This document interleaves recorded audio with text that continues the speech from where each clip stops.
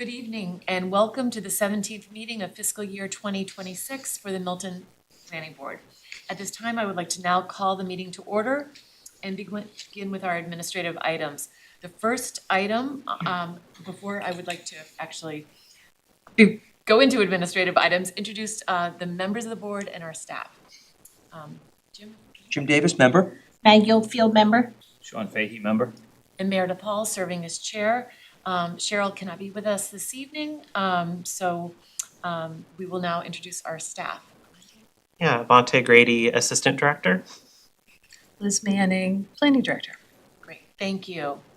And again, before we just get started here, I just want to just acknowledge that this is Jim Davis's final meeting, and he has been just an incredible member of the board, and we are so incredibly grateful. You jumped in from day one and were so just so thoughtful, and with the questions you asked and your contribution, especially with the challenges of the MBTA zoning and ADU zoning, some of the other things that we've had to work through. So we are just very, very grateful for your service to the town. And I'm sure other members would like to say something as well. I just want to say thanks. It's been nice serving with you and having you sit next to me, and I'll miss it. But I know I'll see you around town, and I know you'll still remain active and, come back anytime, and would just love to have your insight. So don't be a stranger. Thank you. Thank you. Yeah, and Jim, I think you know how I feel about the time and commitment that this takes for anybody and everybody that does it. And I'll always appreciate what you've committed to the town and to the residents and the service that you've given. It's I think unless someone has run for an election and been elected and been in this position, you really don't know what it's like. And you now do. And I'll always be grateful for what you did. And as far as friendship, you're a new friend for me, but you can't shake me now, buddy. All right. People life. Looking forward to it. And Thank you, guys. yes, at the end, we have a cake come on. Sean has brought, and we will have a a celebration post meeting. Oh, wow. So, All right. Oh, thank you. and anyone who wants to join us, come. All right. Well, I got an interesting thing this week, actually, and the timing couldn't be better. So I just want to share something that a Milton High School student dropped off at my house. It's interesting. Jim Davis, you've brightened my day. Of course, that's the Hallmark card. The National Honor Society at Milton High School is doing an initiative to thank volunteers in the Milton community. I wanted to thank you for your time on the planning board. I just recently had an extensive unit about zoning in my law class, and I got to learn a lot about how important it is for our town to have a planning board. Thank you for your time and dedication to our town. I'm not going to say the student's name, but I thought that was very nice. And it made me realize, we're a planning board, we're tied up in our business, but there's a lot of people watching us. Sometimes it's the Facebook crowd waiting for us to make a mistake. But I'm thinking more often than not, it's citizens who are concerned, citizens' children, kids in school, high school kids, looking for, maybe information on a project or just wanting to know how their town runs. And I think it's important to just be sort of true to the position. Your word is your badge. If you're going to do something, which I think we all, for the most part, do,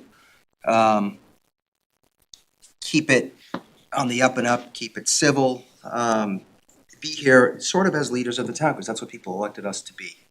And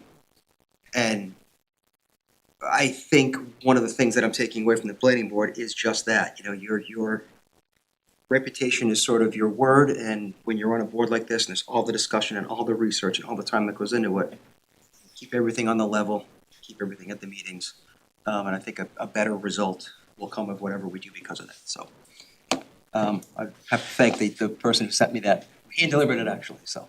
Well deserved, yes. Thank you. And very true, so. So, anyway. Great, well, we're gonna miss you. All right. But now moving onward, we are, there's 4 sets of minutes, which Cheryl has edited. They were back some October 9th, October 27th, October 23rd, and November 13th. They didn't get uploaded, so they're very dense. There's a lot of stuff that was covered in these. And so I've had a chance to look through most of it, but I'm assuming that because Cheryl had sent them to me when she had sent them earlier in the week, that others have not had a chance to. And I just wanted to give everybody a chance to review them if they haven't. If you have, that's great, but just thoughts by the board, because we can defer them. I'd like to defer them. I didn't see them until just an hour ago. Rather defer them. Yep. All right, yeah, that's great, and it'll be good to take a look through everything and just make sure there's nothing that we want to maintain in there. So we will defer the minutes to our next meeting, which will be May 14th. Our regular scheduled meetings in May will be May 14th and May 28th. And let's see, staff update. Did you want to talk about Sorry. town meeting, posting for town Oh, meeting? yes, I'm sorry. In the posting for town meeting, we have our upcoming town meeting. Thank you. Will be May 6th, which is a Wednesday start date. And we're going to have a pre-meeting. The town meeting starts at 7:30. And we're going to schedule just a half an hour pre-meetings in case there's anything that we need to discuss prior. So we'll get the room reserved at the high school. And so we'll have a meeting at 7 p.m. Planning board for this, I think for the 6th and 7th. And then hopefully we won't need to, but we might need to go into that next Monday Okay. for those first 3 nights. Okay. Great, thank you. And then now we can do staff update. Do you want to kick off? Sure. So the climate action plan, we're still waiting on the grant, but just wanted to give a brief update related to it. Kai Mueller, he's looking to hire a fellow through the UMass Lowell Clean Energy Legacy Transition Program. They're going to work about 20 hours between Randolph and Milton. In relation to the planning department, Liz has kind of discussed with Kai that she's able to, have us do 3 hours a week with the fellow to support finishing the climate action plan. So, Okay. but yeah, I think that was like April 17th, that application for the fellow. So, so yeah, that was just a little update there. And then next, the open space and recreation plan. I've been working on a lot of different things to get the first deliverables for that going. One of them being the pop-up for the food pantry. That's gonna be on May 16th. So, and then the other one is the youth focus group. That's taken a little bit more time to arrange. I talked to Rachel from the Milton task force, and I learned that they're not quite a very active group, so I'm kind of rethinking that approach. I've got a few contacts that I'm looking into that I got from Bonnie from the Parks Department about how I could get that youth engagement, because I do think it's really important, because it is a gap in previous engagement events, not only for this plan, but for the recreational master plan. So, so looking into that, trying to make sure I do that right. And then the ADA self-evaluation and transition plan, I'm getting feedback from both Concom and the Parks Department, both of which I should be getting tomorrow. From there, I can pass it on to Nick and the Commission on Disability to have them review that. But yeah, feel free to look at the memo that Craig put together for the Open Space and Recreation Planning Committee for more details, and feel free to ask me any questions. So. Yes, can I ask a question about that? Sure. So I was reading through, and 2 things actually. One comment was I didn't see that the our land up at Granite Links was in it. So I'm not sure if it listed some properties that are being looked at, but I don't want us to forget that the town of Milton owns, rented out or leased out land to Granite Links Golf Course. And so we do own, it was supposed to be a 9-hole golf course, but I believe there's only 8 holes, unfortunately. So, but that should be included in the plan. And then just one other thing, when I was looking through your outreach, I saw that a group called Connect Milton was highlighted as a focus group. And I just want to say, I have a few concerns about including Connect Milton in the official outreach list, because it's my understanding that Connect Milton is it's funded by an out-of-state organization in California, and it has, it's a political focus to the group. And I feel like I'm not comfortable that we're just reaching out to one particular group. If we're going to reach out to that one group, then we should be reaching out to other groups in town. So my primary concern is just being fair. It doesn't seem right to give one specific group, official priority or access. And I just want to make sure that all the voices who actually live in Milton have a voice in Milton, and it's not funded by any out-of-state or out-of-town group. And I like Connect Milton. Full disclosure, I'm hoping to, put some literature about my business in their packages. So I'm not saying they're not a worthy group to talk to, but I just think you're opening a can of worms when you're only reaching out to one group in town. So I would just caution that. So for that particular focus, for that focus area, maybe think about including a couple of other organizations that are sort of focused on like civic engagement. Yep. So maybe like League of Women Voters, like I don't know, is there like are there a couple of like maybe sort of like civic groups that might come to mind? Any thoughts on that? Yeah, or other, I think they're funded by a 501(c)(3) or C4. 501(c)(3), yeah. So perhaps it's other nonprofits Okay. who have some of those. Okay. So I don't know, I could give you the list. I know that there's a couple other groups in town that maybe Yeah. might want to have a voice Yeah. at the table. So I just wouldn't want to limit it to one group. That it just, I think, might have a certain political leaning. Yeah, no, that makes sense, and I'm definitely open to any recommendations you have.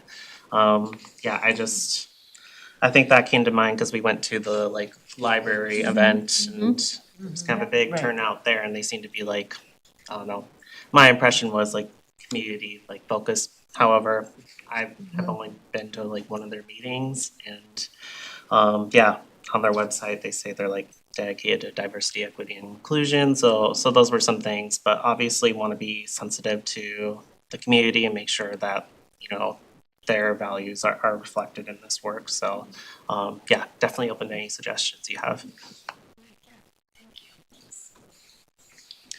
Very good. All right, so Shared Supporting Housing Office, we've been working with our consultants at Accenture to stay on top of the process for 440 Granite for ensuring that those affordable units are qualified for the supportive subsidized housing inventory. They submitted a draft affordable fair housing marketing plan, and we're awaiting additional documents about for the homeowners association and et cetera. So we're also working with the folks at Accenture on closeout items for 936 Brush Hill Road, and in contact with the building commissioner on that. He wants to make sure we've got everything we need before any certificates of occupancy are issued there. Traffic Commission met on April 14th, and it was Marina Fernandez's final meeting, so there was a really busy agenda. We covered our Vision Zero walk audit that took place at the Granite Ave and West Squantum intersection all the way up to the Quincy line by the President's Golf Course. There was a discussion about a crosswalk in the vicinity of the Eustis Estate, which I believe has been tabled for the time being. Traffic calming master plan was also discussed. Let's see, there was a Mass Dot project at Brush Hill Road and Milton Street for a four-way stop sign. There were a couple of different folks on the citizens speak, folks from Sias Lane, Adams and Squantum intersection. Citizen request for parking restrictions on Crown Street because of the really difficult winter with the snow and ice. And also to a talk about a pilot for restricted parking in the wintertime to facilitate snow and ice removal. So, a lot happening. And so I think Marina's final day is May 8th, and so the next commission meeting will be headed by the new DPW director. So, any questions on that? So housing production plans, so Avanti and I have had a coordination call with Karen Sonnenborg in late March, and she gave us some feedback about different ideas for, people to participate on this advisory group. Things like council on aging perhaps, if the planning board was interested in designating somebody from that stakeholder group. Housing authority, sort of blanking on what somebody, CPC, zoning board, a lot of different ideas about different, stakeholders that might make sense to participate in this advisory group. I know that I didn't get this until today, apologies. So this was on this charge was on the select board's agenda on 4/14. I'll just hand this around. Have you folks seen this? I did watch the meeting, but I was sort of unclear. They were, I think they ended up landing on I this. suppose I could just sort of read this out, Yeah. if that's helpful. Housing Production Plan Advisory Committee, charged to facilitate the creation of the town's housing production plan in coordination with the town's consultant, and to monitor the implementation of the housing production plan upon completion and approval by the Commonwealth of Mass. Membership, at least 6 members appointed as follows: 2 members Affordable Housing Trust, 2 members Select Board, 2 members Planning Board. Term, members shall be appointed for a term of 1 year concurrent with the town's fiscal year. The CAPC shall determine a chair. And recording secretary annually, members shall be eligible for reappointment. So I think the way it was left on the 14th, because I actually went and looked, watched the meeting, I think really where it stands is needing to determine if the seats are going to be actual planning board members, the 2 seats are planning board members, or does the planning board choose to have it be a designee? So it's sort of like back to you guys, if you want to have it be specifically planning board members, or if you'd like to have it be a designee. And I think it's probably, if you choose to have a designee, but then if the Affordable Housing Trust wants to have two of their members, I don't think there's anything in here that says you can't do it that way. So it's really kind of up to you folks, like what you're comfortable with.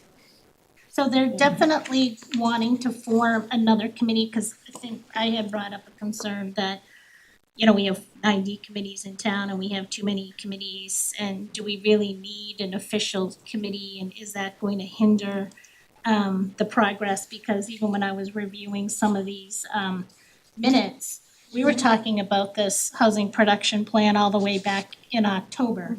So here we are, however many, 6 months later, and we still haven't done anything, and our housing production plan is expired. And because we have an expired housing production plan, we run the risk of another 40B coming in. Right. And to me, it seems like there's not any sense of urgency to get this housing production plan wrapped up. And I'm not understanding why there isn't a sense of urgency about it. And I think creating another committee is just another hurdle to the process, and it puts us at risk. So I'm not trying to exclude anybody, and I think the selectmen have their meeting, we have our meeting, the Affordable Housing Trust have their meeting, and anybody from any group, Council on Aging, could come to any one of our meetings, come to all three, they could participate in the process, and then we can move the ball down the court. Well, so, yeah, it's probably slower than people want it to be, but, we had to solicit proposals, we had to get the funding lined up, and we had to get the contract signed. So that's all been completed. And the next step would be some of the, sort of existing conditions analysis that the consultant can move forward with. So that can start going, the conversation I had with Karen Sonneborg was that she could still meet the deadline that she gave us in the scope, even if it took a little bit of time to get this committee, organized. So I think we are gonna be able to make some progress on it even in the short term. I think it would be hard for her not to have a dedicated committee though, right? In terms of like her time, because she needs to be able to just kind of like, she's gotta come in and she's gotta sort of like bang out, a list of items with a dedicated group that's been on it, Right. right? And even as a subset of you folks, right? Because a couple of you will be, potentially be, following it like a lot more closely. So I think this is sort of the compromise, I think they were wanting to have, a committee that would meet and be able to give input and feedback, like Liz said.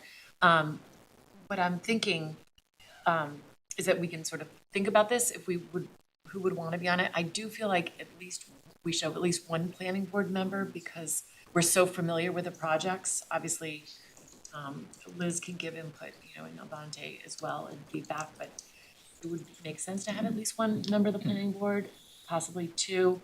But we could maybe discuss that when we have our next meeting, when we have our new members. We know who our members are. Does that make sense? And we can think about possible people that we would want to appoint. I think we should have the latitude to choose either a designee or a member. Reading those notes that I will discuss 414, determine if the seats are for members or the designee or both. I think it really shouldn't say or both, it should say or either, but I think we should have the latitude and, think about a little bit, maybe it should be at least one member of the planning board and potentially a designee. Good assignment for Jim, he's got free time now. What are you gonna do with all your time? That's true. Better be a really good kid. That's true, that's true. You gotta get through the meeting to have the cake. Can't leave early. I just wanna ask, is that correct though, that last sentence, the CAPC is determining the chair? Is that a typo or is it? I think that must be a typo. I pulled this down from the select board packet. Okay, so it would be yeah. the Housing Production Plan Advisory Committee Yeah, that's yeah, gonna. HPPAC. HP. Yeah, that's probably the Climate Action Planning Committee, right? CAPC? That came to mind, I was like, Yeah. And I thought there had been some discussion about adding one additional member at large to make it a 7-member. Yeah, and that just sort of, and I think, and as I watched it, I think that whatever the motion was for that just was withdrawn, or it just that, so I think that's kind of. Discussed, but it didn't. Yeah, and I don't know, I don't think that, I think the concern was about a tie vote, but this is an advisory committee, I don't know that that's really gonna be as much, I don't think that's a real huge issue. Is it,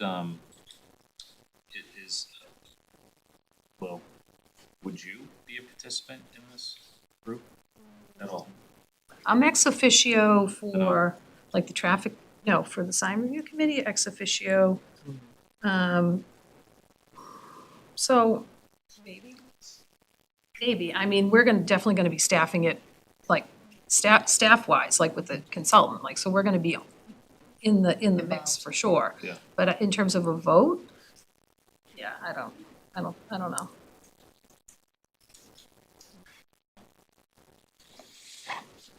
Well, there's a really good template that's in place right now that Fortunately, the consultant who's going to be doing the updating in the new plan did the last plan. So she's familiar with the community, which is really going to be helpful. I'm so glad we were able to get her on board. So at the next meeting, I think we'll pick this up and put that on the agenda for the May 14th meeting. Great. Okay. Okay, so nothing really to report on the library parking forum. I'm still working on putting some comments together for you folks, so to get that over to the trustees and make sure your comments are on the record on that and you desire to continue to participate in the RFP creation. Can I, is it okay, can I comment on just one thing on this? I know on the plan that we looked at, it referenced the area in front of the police station, the lawn area, the grass area, as being too far away. That's how I recall it being referenced. I walked that distance and measured it from where that grass area is to what do we call it, powder house, the small structure. The distance from the powder house, which is where the proposed to that grass area, is 1/10 of a mile. 1/10 of a mile.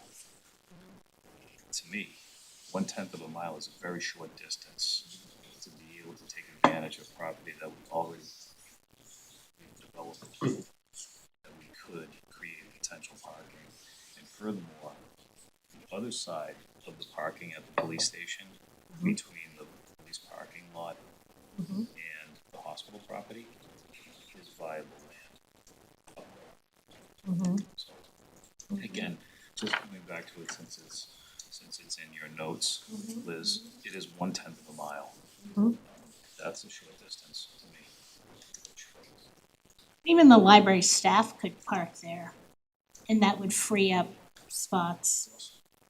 Yeah, we could, just mention.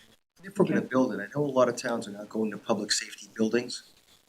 So I don't know if the police station is maxed out, I know we're building fire stations.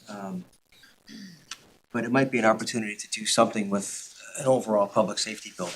Roll it into something, if it's gonna be bigger, as opposed to apartments on the second and third or third and fourth floor.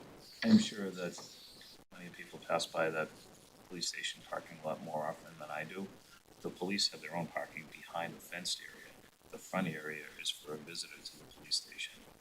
So that's the area that I'm Or referring you to. said just use the police parking lot, Well, or pave over the grass. create parking beyond it, Okay. but it generally is lightly used. I mean, on occasion, you'll see a car there. Very, very rarely, but, we need, the police need their parking.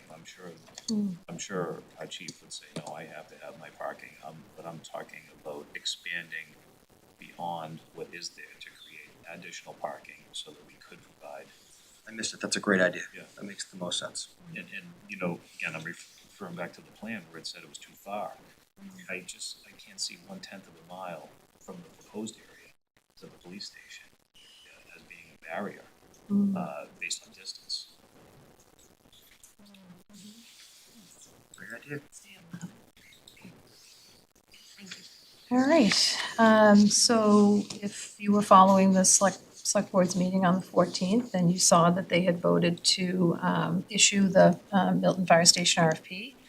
And I had a quick chat with Mick Milano today, and I believe it is in front of town council before it gets issued. So that's where it stands. Is there a deadline on the response?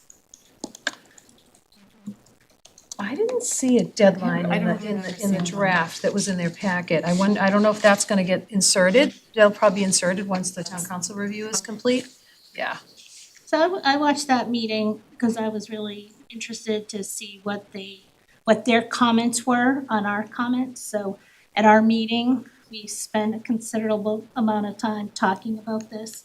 Our town staff spent time creating, our memo, and it wasn't even mentioned. They didn't reference our memo, they didn't discuss our memo, and there was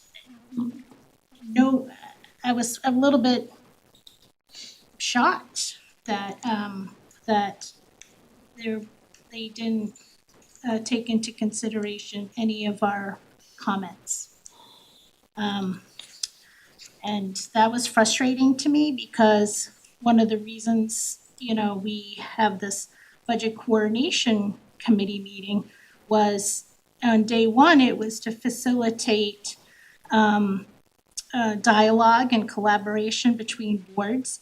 And I know this topic doesn't necessarily have anything to do with budgets, but it's all about collaboration.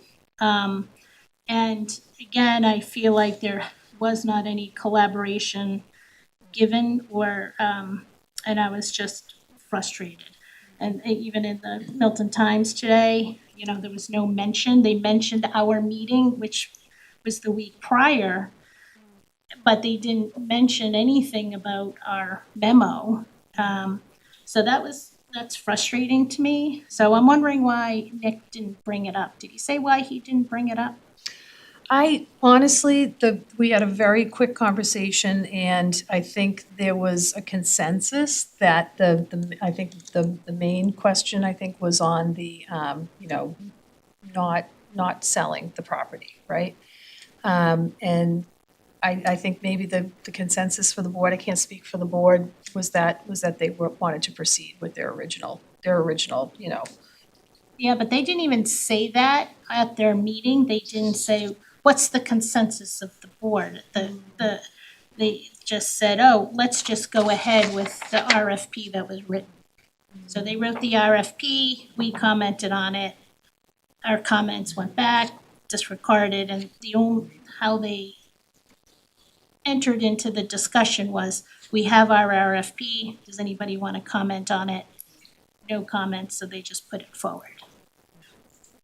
So to me, that was just really disappointing. Be interesting to see what comes back from that, so, yeah. All right. Anything else, Liz? and then language access plan. Oh, yeah, I just wanted to touch up briefly on this. So I've been in contact with Sasha Perotti from MAPC. They've been working on the Three Rivers Interlocal Council expanding language access project, which is apparently in its final stages. I kind of reached out to her just to be like, oh, like, what's going on with this project? Is there any way I can support it? And she's like, oh, yeah, it's basically almost done. We're just basically now doing some sort of like test activity or pilot activity in the participating communities, to just kind of have lessons learned, try things out. So I've been kind of working with her, and she's been providing me guidance on the food pantry pop-up and how to best approach that. She has had experience there, so it's been great to get her feedback. So on how to best provide language access, because that's a spot in town that has like multiple languages that you can find spoken there. And so, yeah, I'm looking forward to just seeing what we learned from that experience and having that feed into like her project too, which I think will ultimately result in a report that like details language access needs for Milton, for a couple other towns. So yeah. Is one of the language that they're looking at is sign language? It's a good question. No, I'm sensitive to that. I had a sister with special needs. I have a niece with Down syndrome, and I know there are a lot of kids in town and families in town who have disabilities. So I've seen a lot of people doing sign language. That's a good question. I'm more than happy to look into that and see, yeah, because I think it should definitely be included. Yeah, I'll definitely follow up on that. Excellent point.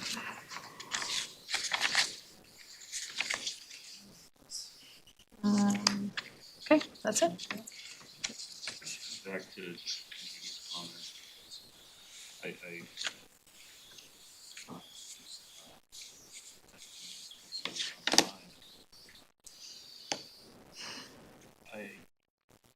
believe that the residents of the town expect. John, I can't hear you at all. We just speak a little louder. the nearest mic? Oh, it's right up there. It picks up everything in the room. It's just very quiet, that's all. Okay. All right, Sure, thank you, thank you. Jim, did you hear me? I heard you, I got you. Yeah. Okay, good, I wanna make sure, that's really important. Talk to the man upstairs. It's really Just look important. up when you're talking. But I believe that the residents of the town expect a professional collaboration between all of the boards in town. And, you know, there may be differences of opinion between elected board members of one board or the other. And I think what we find disappointing is that not even a recognition that comments had been received from what I would consider, you know, a fellow board or a sister board in the town. You know, the select board doesn't have to agree with the planning board, and nor does the planning board have to agree with the select board, and nor do I have to agree with you, or do you have to agree with me. But, you know, the purpose of the boards is to look after the interests of the town and the residents of the town. It's not the planning board's town, and it's not the select board's town, it's the town of the residents. And I think the frustration that you feel, I recognize, because just to receive due consideration for the input that's provided by our board is really all you're asking for. We don't have to receive support of our point of view, or you don't have to receive support of your point of view, you'd probably prefer that, but at least that input was received, our input was considered, and the select board is moving forward in whatever direction they're moving forward in. I don't think that's a big ask, and nor do I think that would be a big ask of our board to offer the exact same thing to the select board or any other elected board in town. And the bottom line is, we serve the interests of the residents, no matter what board we serve on or what the charge is of the specific board. This is only for the residents of the town. And the obligation that we have is to do what's best in the interest of the residents. That's it. So I understand your frustration, and I think it's fair. I think you deserve to be frustrated. Thank you. All right.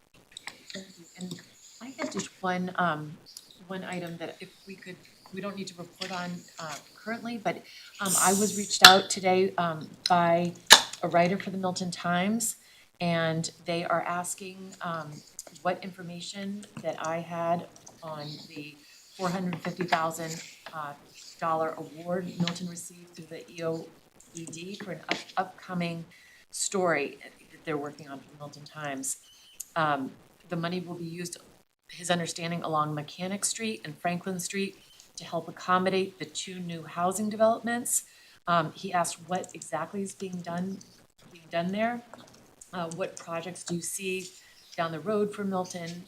Some residents feel nervous about changes in the new development that comes with being designated a rapid transit community, that Milton may become too congested or lose its calm residential character. Asking about that. And in the past, Milton has struggled to find an agreement, just asking about MBTA zonings and what we would find is challenging. I guess what I have asked him to do is to reach out to Nick Milano on the grant. We don't have to talk about it tonight, but maybe we could have an update report for the residents, because clearly people are hearing about the grant, but they don't know what's happening with it and what work is gonna be done in that area. And I think East Milton, given the level of construction, is very sensitive about understanding what new proposals to road work or streetscapes or what exactly is happening there. So maybe for our next meeting, if we could just put that on the agenda. And I did refer this writer to Nick? maybe reach out to Nick and get them an update. Yep. Good, I just wanted to. Okay. So, Yep, have an update on hopefully some that. good things that'll be happening, and that's a nice sized grant, so Mhm. it's great. Good, all right, so the next item is our citizen speak. If See if we've got public anybody. comment, if there's anybody online who would like to speak. I don't see anybody with their hands up, so I think we're okay. Okay. Then we can move to our next item, number 4, A&R Plan Application, 120 Highland Street, map J1, lot 2. We can bring in the engineers, and I don't know if the owner of the property is on as well. Do you want me, the applicant is here. Okay. Jim, did you want me to promote the Corcorans? Go ahead.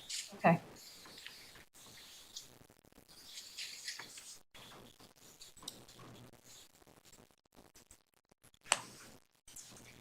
I mean, it's just an A&R, so I didn't know if you had any questions. And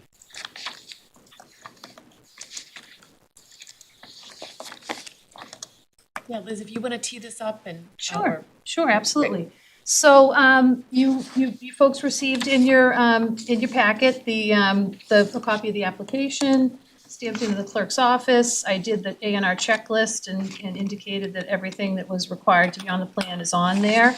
The application indicates that each lot has adequate frontage on an existing approved way in the town of Milton, which I confirmed, and I also, understand that this was a plan that the board signed less than a year ago, Jim? about a year ago, yeah, The same property? same property. Yep, same property. So do you wanna just explain quickly to them why this needs to has been resubmitted? Sure. My clients, the Cochrans, are potentially purchasing the property or have it under agreement. And when we were looking at the plan to, put houses on it and so on and so forth, we noticed some issues with the existing plan, both technically and that would work with the houses that they wanted to put on the property. So we re-subdivided the land and, so that it would fit the houses that they're planning on building. That's pretty much it. It's virtually the same plan with some minor modifications and corrections to the property line. Can you just point those out real quick? The minor modifications to the property line? Like, is it this little 20-foot dash that goes? Well, the minor modifications are on lot A and B, the frontage along Highland Street shortened.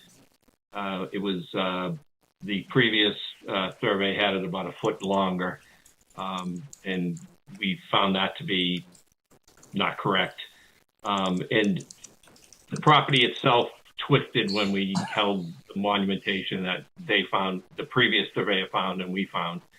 And then the other thing too is one thing that they put on there is they put the setback for the side and the rear, I believe incorrectly, because on Spafford Road for Lot A, that doesn't have adequate frontage for the zone that it's in. So the actual frontage for Lot A is Highland Street, so the rear yard would be abutting Lot B.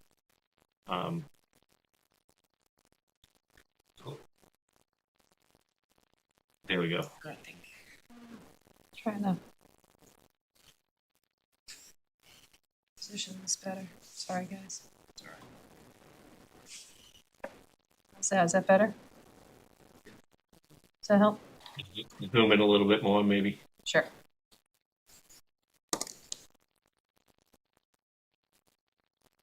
Okay. Jim, did the updated plan change the square footage of either of the lots? Yes, it did. It reduced the total lot area because the distance between Stafford Road and the property line that heading towards the Hooper Burdick property reduced by about a foot. I see, okay. So Jim, was it a result of a survey that might not have been correct?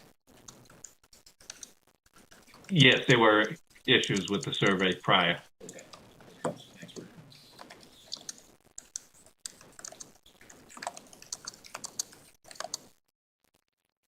Any other questions?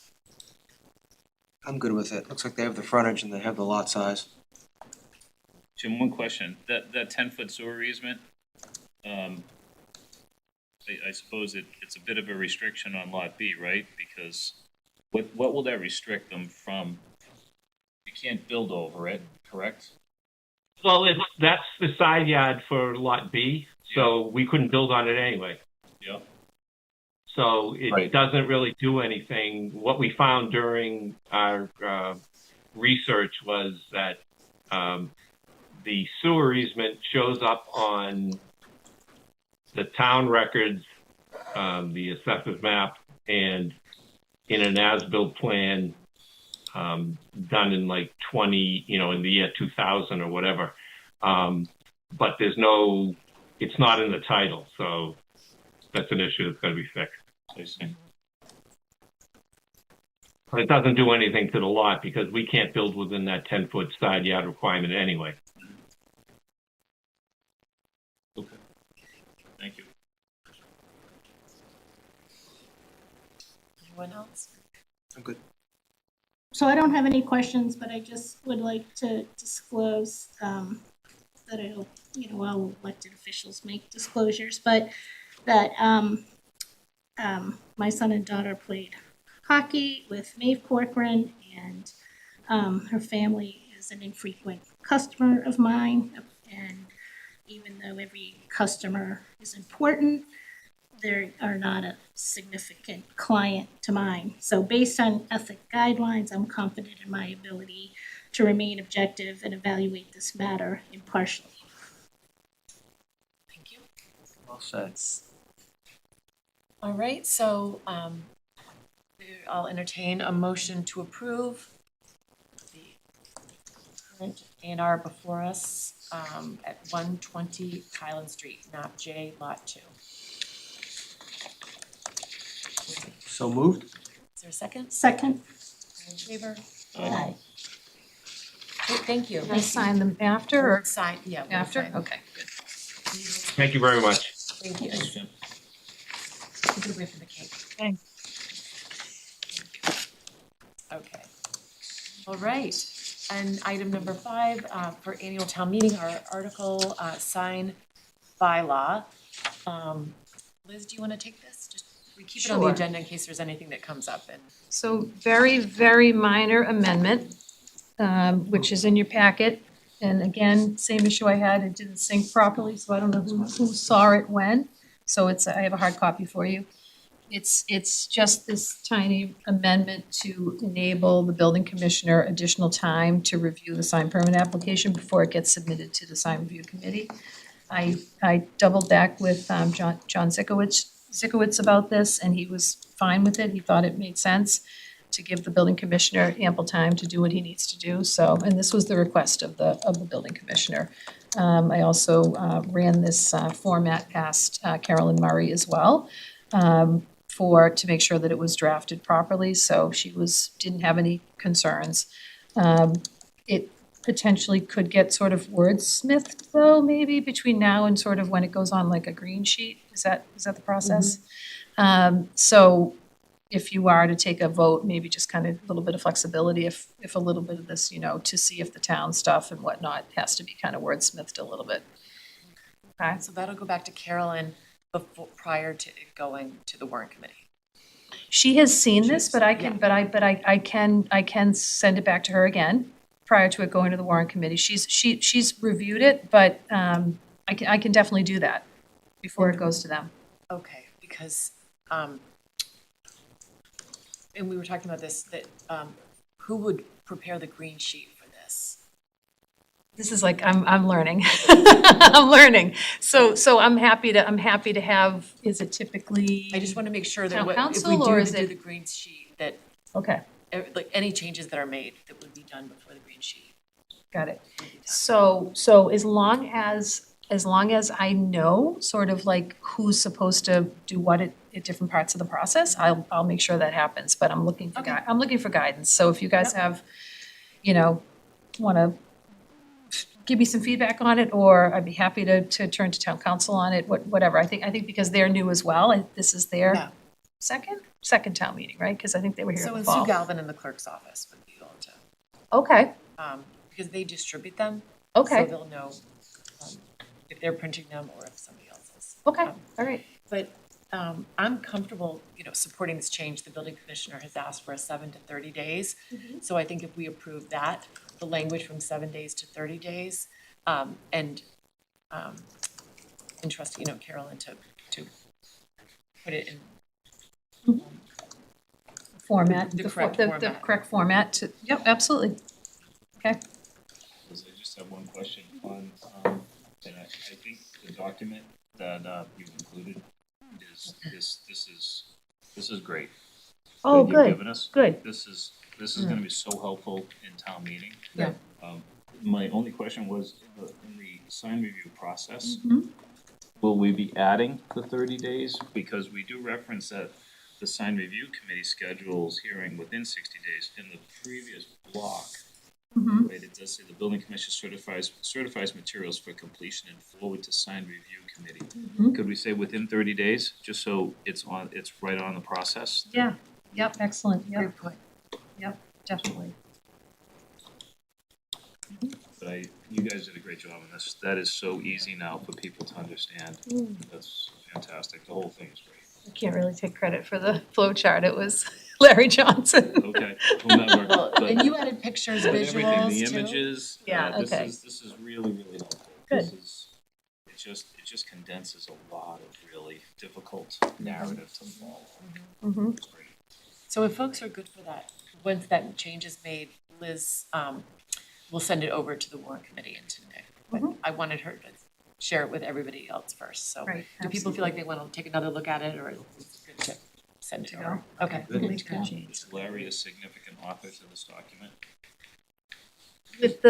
So he produced the first version of that to go to when we sat in front of the warrant committee, Okay, and did sort of like the side-by-side Abbreviated comparison, which version. is super, super Yeah. helpful. okay. Especially being, a member of both committees. Like he got it from every angle, so it was really, really helpful. So what's happened is it went to the warrant committee, it went for your public hearing, it went to the Chamber of Commerce, and now it's going for a town meeting. So every time it's gone, it's sort of gotten a little bit tightened up and a little bit more information, and so, yeah, Well, so. we could express our gratitude to Larry by giving him a piece of Jim's cake. Larry, if you're listening. Assuming we don't need it all. He's actually a great guy. I know him from Scouts. He's a Scout dad. Really? Yeah, so if there's been 3 or 4 iterations of this, Yeah. he probably has a couple of hours into this. Oh, my God. I wish there was a way we could just thank him at town meeting or just put his Yeah. name in there, We just will rated by acknowledge Larry We, Johnson. we should. Give him a At town little meeting. He deserves something. credit. He's put so much work into it. My first time getting to know Larry was through this process. The effort he's put into it and the commitment he makes to the town and to the residents is tremendous. That's nice, Well said. that's nice. Did you need a So vote? we do need a vote, so we need a motion to. I'll make a motion to amend Article 42 from 7 days to 30 days. Second. All in favor? Aye. Good, so our building commissioner is working really hard, and we don't want to make his life more difficult. Okay, so number 6, the recodification scope of services discussion. Yes. So, yet again, if anyone needs a hard copy, this is I just kind of did a quick sort of table for myself for how much funding we had available and sort of what was anticipated for each of these different phases for the recodification. So, I think 2 meetings ago or 1 meeting ago, we voted to encumber 27,272 of FY '26 planning studies funding for this process. And then there is an anticipated 35,000 in the FY '27. So that brings us a total of 62,272.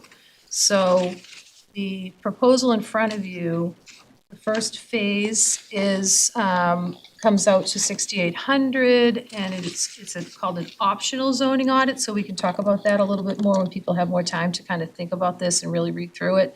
My first blush is we probably want to do it, because it's not a huge amount of time.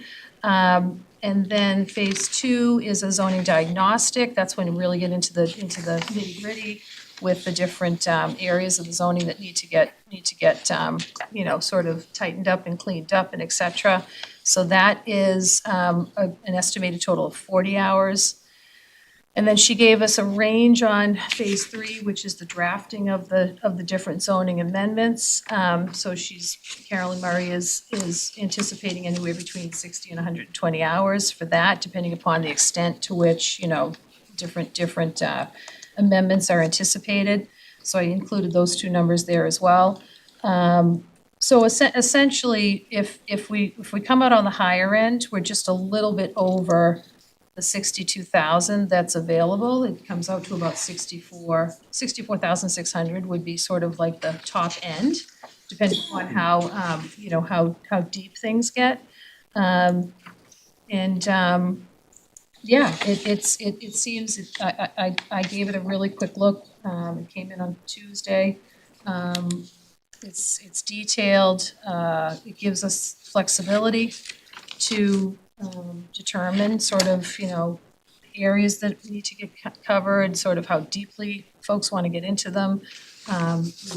Maybe this is a first, maybe this is even this 60,000 could even be sort of like a first phase, and maybe there might even be additional work required beyond that, potentially, I don't know. But it allows that type of flexibility in the approach. So, lot to digest, but I think it's a good start, The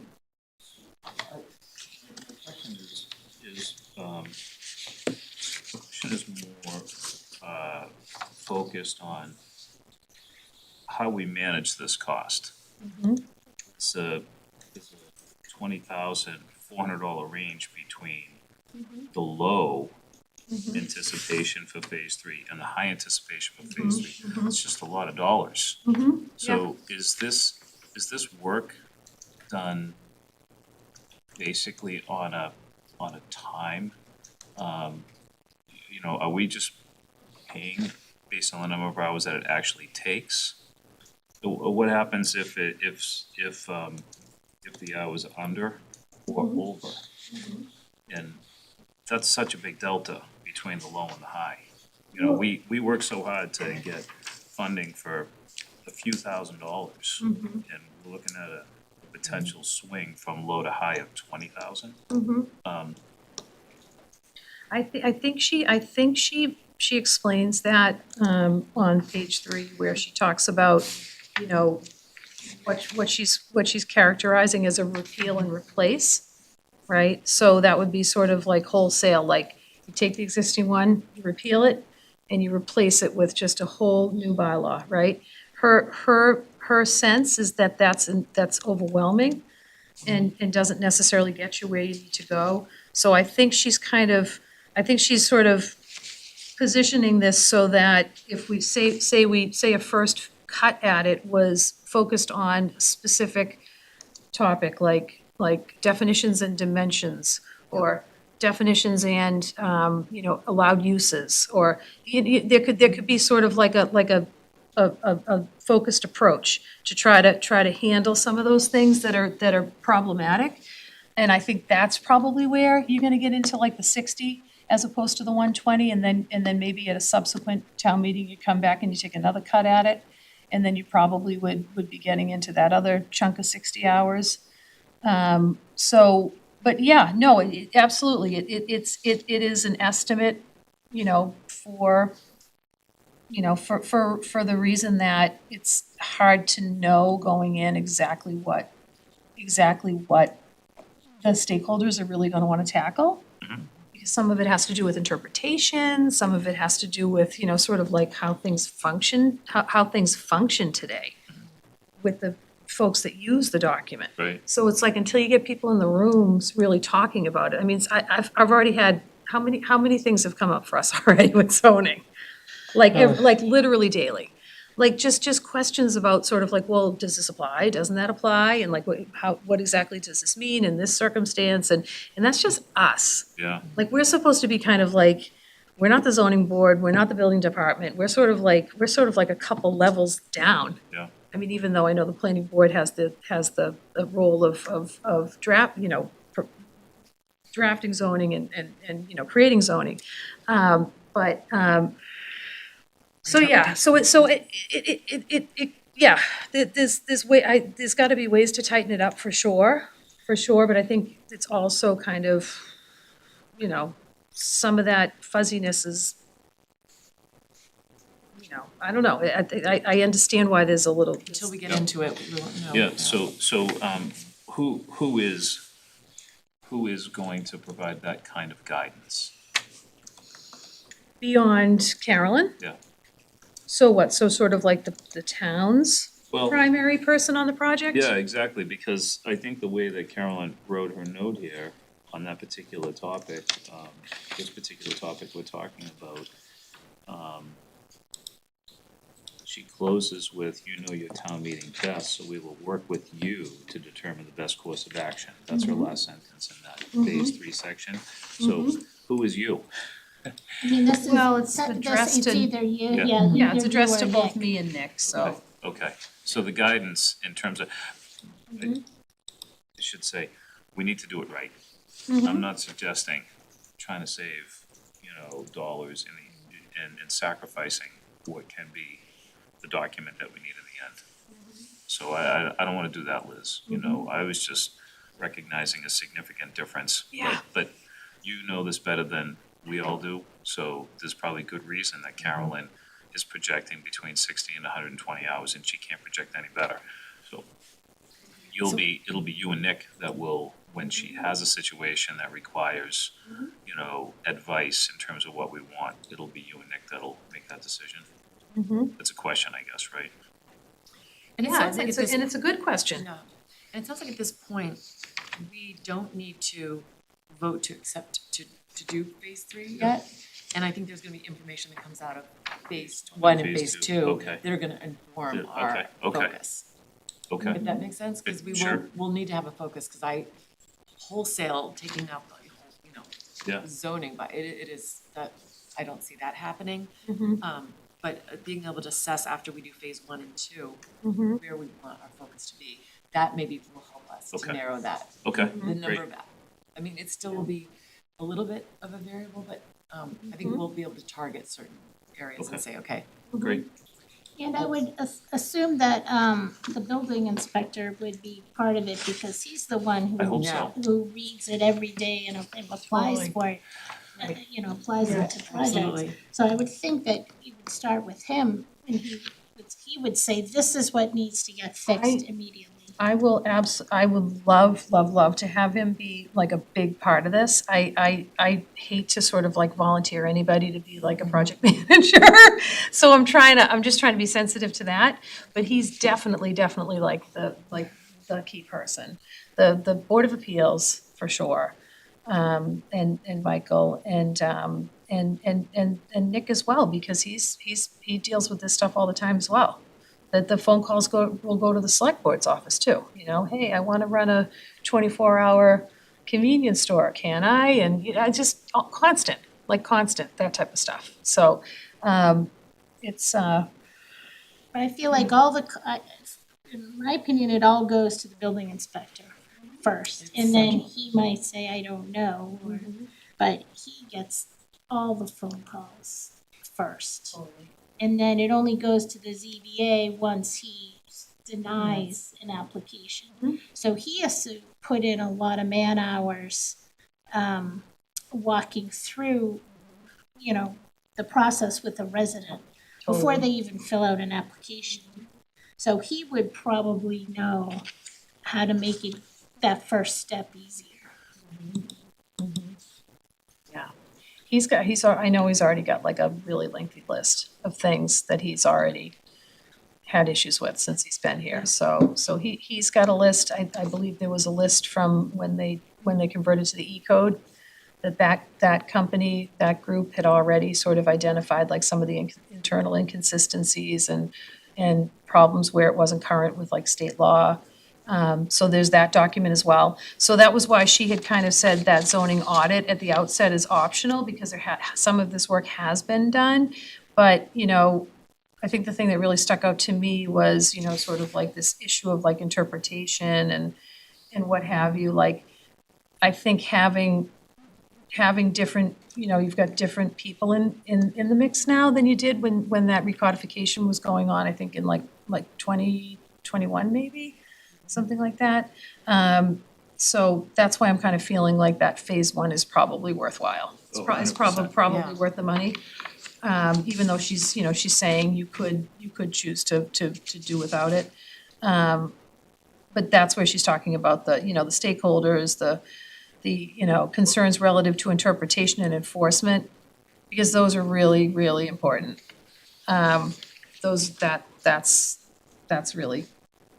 are really two key principles right there, is interpretation and enforcement. Yeah, it should not be optional. That should be required. And, you know, what that reads is that there'll be 2 working sessions, which the building commissioner is going to be a part of. She wants that. I think that's a must. It'd be crazy not to do that. So, Okay, that's my opinion. Right. good. Well, I would say, I don't know how soon she's ready to start, ready to begin on this. I just need to How get soon the should we be funding taking a encumbered. vote, at least on phase one? You know, because I think it even says phase two is informed by phase one. So it almost would be like you would want to do Yeah. one step at a time, Well, or phase one and two? I've been to 1 and 2 personally. I feel that way too, Jim. I kind of feel like we should authorize 1 and 2 together. That's not going to encumber all our funds, though, that's the only thing. Oh, so we should, so what's your? I need to, if, it's, I think the planning studies is use it or lose it. So I need to encumber 27-2 before June 30. So would you guys be comfortable encumbering up to that number for phase 1 and 2, and then partial Partial of phase three? 3? If that's how Nick wants to put the contract together, I don't necessarily do the contract. I just wanna make sure I get that encumbered. Can we have a general vote to, well, we voted to encumber the 27, Mhm. 272 For already. recodification. For recodification. Right. So perhaps we can keep that general, move forward with phase 1 and 2, and then determine how we want to apply it to phase 3. When we get to that point. Or, I don't know. would you consider this, Meredith? Would you consider approving enough to accomplish the low total of the 44.2? And we don't know yet. Carolyn presents that as being the low total, or we're interpreting as the low total. We approve the low total until we know that we need to spend more, and then consider approving additional funds. Yeah. That That would way, make sense. that way at least we're not doing it one step at a time, we'll do it in a comprehensive approval. Yep. So, and I think at that point, if we need a second approval, at that point, we should know how much more we need. You know, Carolyn at that point might be able to say, hey, here's what I think you need, either that full So additional vote the 60 44, 20, right, doing that. the low total, Yep. Okay. approve the 44.2. Yep, That makes sense. that works. So we don't lose momentum and keep it. Right. Yeah. Right. Okay. And at the same time, I think we are being responsible. We shouldn't approve something that we don't know that we need, which is the second 20,000. You know, we may need it, but I don't think we should approve it if we don't definitively know that we need it. Absolutely. I'm gonna agree with that. I agree. Yep. Okay, good. Good start. All right, so we should take a vote on that. If I could have a motion? Right? So it's, that, we need a motion to encumber the 44-2. That we are voting Or did we already make, we already made a motion for 27? to encumber that money. Right, This is a vote, yep, sorry. oh, go ahead. I was gonna say. So is it the difference between 44-2 and 27? Or is it the total? No, so do you want me to try to Yeah, you walk go through it? ahead, yeah. So the 35,000 that's shown here as FY '27 planning studies, that has to be voted at town meeting, right? So, I'm sorry. Subject to- I'm sorry, guys, subject to I'm so approval at town rusty. meeting. I'm so rusty. Yeah. If that vote goes through, then this money, I think in theory is available. So I believe that we'd be able to sign a contract that would get you up to that 44.2. So that will encumber the FY '26 money, and then the balance will come out of that 35 that gets voted at town meeting. I think that's how it can work.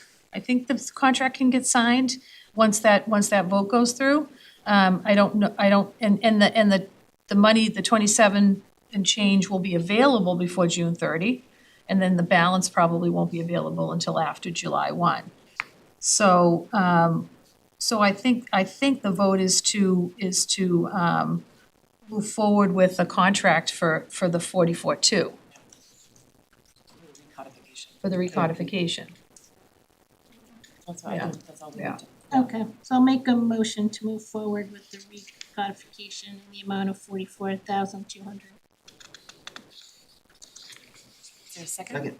Second. Yep, all in favor? Aye. Okay, great. It's gonna be so great to have them working on it in-house.